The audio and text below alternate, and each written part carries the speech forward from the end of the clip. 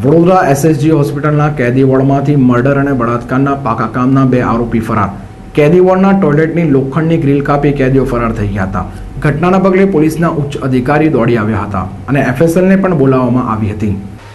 વડોદરાની સેન્ટ્રલ જેલમાંથી બળાત્કાર અને મર્ડરના આરોપી એસએસજી હોસ્પિટલના કેદી વોર્ડ નંબર 13માં દાખલ કરાયા હતા।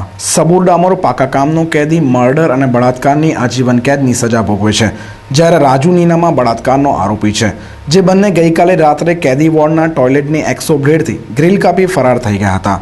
ટોયલેટની 12 ફૂટ જેટલી હાઇટથી તેઓ કૂદી હોસ્પિટલની પેરાફિટ દિવાલ કૂદી મુખ્ય રસ્તા પરથી ફરાર થયા હતા। ઉચ્ચ પોલીસ અધિકારી અને ડોગ સ્ક્વોડ દ્વારા તપાસ હાથ ધરાઈ હતી, જેમાં ડોગે તપાસમાં શોધી કાઢ્યું કે કેદીઓ હોસ્પિટલની વોલ કૂદીને ફરાર થયા હતા। સાથે ત્યાં કેદીઓએ ઉપયોગમાં લીધેલી એક્સો બ્લેડ, લોખંડનું હથિયાર, કેદીની થેલી અને એક ધાબળો પણ મળી આવ્યો હતો।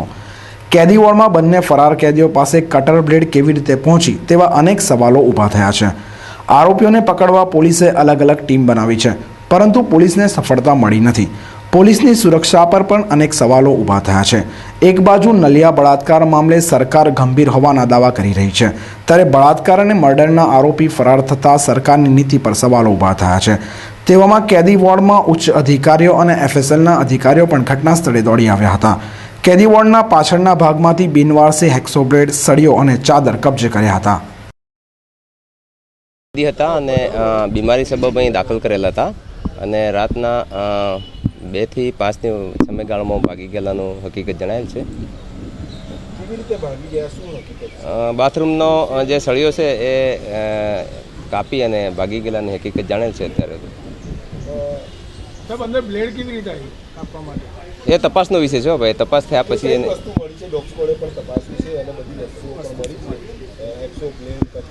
એક્સો બ્લેડ મળી છે એવી હકીકત છે। પોલીસ બંદોબસ્ત શું હતો?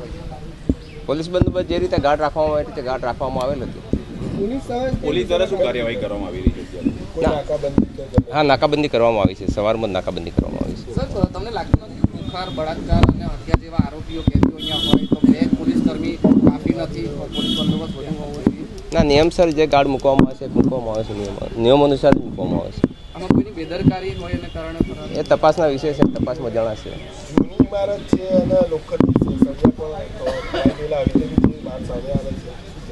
ના, એ પછી કરાવશું, એનું જે કંઈ હશે જૂના હશે તો એને નવેસરથી આપણે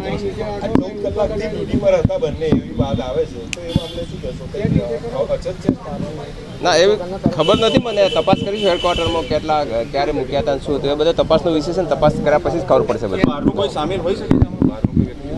ના, એ અત્યારે તપાસ કર્યા પછી કેવી રીતે